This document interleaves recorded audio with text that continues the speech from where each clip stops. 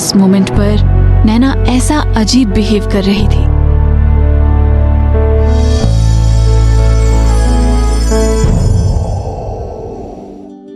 हे, उस बूढ़े कमीने ने उस कॉन्ट्रैक्ट पर साइन कर दिए। अब मुझे ये ना बताओ कि उसने मेरे बार में आने से पहले ही उस कॉन्ट्रैक्ट पर साइन कर दिए थे। आनंद? नैना ने उसका नाम बार बार दोहराया। उसे वो नाम जाना पहचाना सा लग रहा था, लेकिन उसके इतने बार याद करने के बाद भी उसे कुछ याद नहीं आ रहा था। लेकिन उसने उसे याद करने की बहुत कोशिश की। क्या पता वो बूढ़ा कमीना किसी पुरानी गैंगडम का लीडर हो। मैंने पहले कभी तो इसका नाम जरूर सुना है। नैना ने सोचा, किसी बड़े शख्स ने कहा है, हर प्रोफेशन में सक्सेस की कहानियां होती हैं, तुम्हें ये मानना ही पड़ेगा। अब तुम उसकी तरफ देखो, वो भी बहुत फेमस और अमीर बन गया है, चाहे वो गैंगस्टर ही क्यों ना हो। नैना ने उस कॉन्ट्रैक्ट को अच्छी तरह से फोल्ड करके संभालने के लिए एक छोटे से स्टील के डार्क ग्रीन बॉक्स में रख दिया। उस बक्से को उसने दराज में रख दिया। उसने उस दराज में पिंक कलर का एक हेयर क्लिप पड़ा हुआ देखा। अपनी आंखें आधी बंद करते हुए नैना वहां खड़ी रही। पुराने समय की कोई घटना उसकी आंखों के सामने आई। उसने उस हेयर क्लिप को उठाया और अपनी हथेली पर रखा। क्लिप की तरफ इतने लंबे समय से देखने के बाद नैना ने एक सांस ली और वापस उसे एक ड्रॉअर में रख दिया। 10 सालों से भी ज्यादा समय के बाद अब वो दिल्ली में दोबारा वापस आई थी, जहां उसने अपना बचपन बिताया था। अब उसकी बचपन की यादों में उसका बड़ा भाई नहीं होता था। नैना इस बात का बहुत पछतावा कर रही थी कि जब वो छोटी थी तो उसने कभी अपने बड़े भाई का नाम नहीं पूछा, और ना ही उसने अपना नाम कभी अपने बड़े भाई को बताया। नैना हमेशा अपने भाई को बड़ा भाई कहकर पुकारती थी और उसका भाई उसे छोटी बहन कहकर पुकारता था। कई साल गुजर चुके थे। दोनों की सूरत में बहुत बदलाव आ चुका होगा, तो अगर कहीं बाय चांस वो दोनों आपस में मिल भी जाते तो भी वो एक दूसरे को पहचान नहीं पाएंगे। वो उस समय बहुत छोटी होती थी। उसको तो अपने बड़े भाई के साथ हुई अपनी बचपन की बातें भी नहीं याद थी। उसे अपने बड़े भाई के साथ बिताए हुए पल भी नहीं याद थे। उसे सिर्फ अपने बड़े भाई की दुख से भरी हुई आंखें याद आती थी और उसके पतले पतले होंठ जो उसके गुस्सा करने पर और पतले हो जाते थे। वो अपने बड़े भाई की शक्ल याद करना चाहती थी। हालांकि उसने अपने बड़े भाई की शक्ल याद करने के लिए बहुत ट्राई किया, लेकिन वो जब भी याद करने लगती थी तो उसकी शक्ल धुंधली हो जाती थी और उसे याद करना मुश्किल हो रहा था। नैना ने सांस ली और सोचा कि अगर मैं उसे ढूंढ भी लेती हूँ तो मैं उससे क्या बातें करूंगी।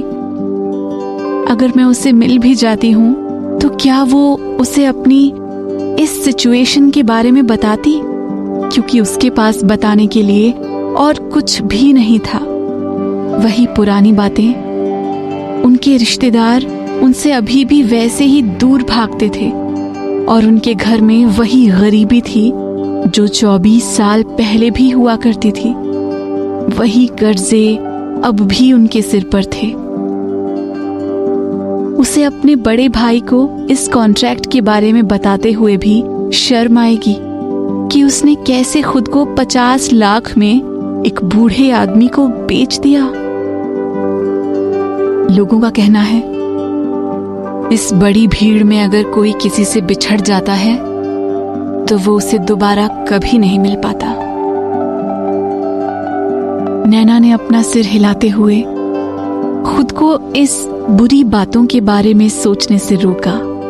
जैसे कि वो अब अपने घर पहुंच चुकी थी तो उसने घर पर लंच करने का सोचा। वैसे भी अब वो काफी अमीर बन चुकी थी। वो खुद को अब गरीबी हालत में और नहीं रख सकती थी। इससे ज्यादा क्या होगा। थोड़ी टाइम पहले ही वो घर पर टैक्सी से आई थी, जो उसने अपनी जिंदगी में आज तक कभी नहीं किया था। वो खुद पर अभी तक कुछ पैसा खर्च कर चुकी थी। Oh shit. जब नैना अपनी रसोई में गई तो वो अपने पैनकेक्स की तरफ देखकर हैरान रह गई, जो एक प्लेट में शेल्फ के ऊपर रखे हुए थे। उसे ये विश्वास करने में थोड़ी दिक्कत हो रही थी कि उसके पैनकेक्स कहाँ चले गए। उस प्लेट पर पड़े पैनकेक्स में से एक दो पैनकेक्स गायब थे। नैना ने प्लेट उठाई और अपनी बड़ी आंखों से प्लेट के नीचे घूरने लगी। उस चमकते हुए काले मार्बल की टेबल पर पैनकेक्स का एक भी टुकड़ा नहीं पड़ा हुआ था और उस शेल्फ पर एक भी पैनकेक नहीं पड़ा था। ये कैसे हो सकता है? मुझे तो विश्वास ही नहीं हो रहा।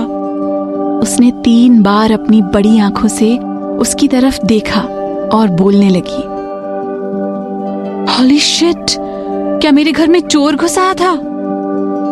उसने प्लेट को टेबल पर रखा और अपने रूम की तरफ भागी। गीले और ठंडी जमीन की चिंता किए बिना ही वो अपने घुटनों के बल नीचे बैठ गई और अपने बेड के नीचे से एक बड़ा सा काले कॉटन का लिफाफा बाहर निकाला। जहां उसने पैसे रखे हुए थे वो उसे निकालकर फटाफट गिनने लग गई। शुक्र है भगवान का, एक भी पैसा गुम नहीं हुआ। ये कहते हुए एकदम खड़ी हो गई और अपने लिविंग रूम की तरफ भागी। उसने पुराने और फटे हुए सोफे के कुशन में से एक और कॉटन के लिफाफे में रखे पैसों को निकाला और उन्हें भी गिनने लग गई। शुक्र है भगवान का, सारा का सारा पैसा यही है। नैना ने एक चैन की सांस भरी, अपनी चेस्ट पर हाथ रखकर खुद को थपथपाया, लेकिन उसकी शक्ल अभी तक भी उस घबराहट से ही भरी हुई थी। इसने मुझे बहुत डरा दिया था, मेरी तो जान ही निकलने वाली थी। वो फिर से खड़ी हो गई और अपने दरवाजे की तरफ चली गई। वो चाबी डालने वाली जगह को थोड़ी देर तक देखती रही। उसने अपनी चिन पर हाथ फैलाया और बोली कि दरवाजा तो अच्छी तरह से बंद है और कमरे और बालकनी के दरवाजे और बारियां भी अच्छे मटेरियल से बनी हुई हैं, जिनसे कोई भी चोर अंदर नहीं आ सकता था। तो इसका मतलब कोई भी मेरे घर नहीं आया। तो फिर मेरे पैनकेक्स कहाँ चले गए? क्या कोई भूत आकर उन्हें खा गया?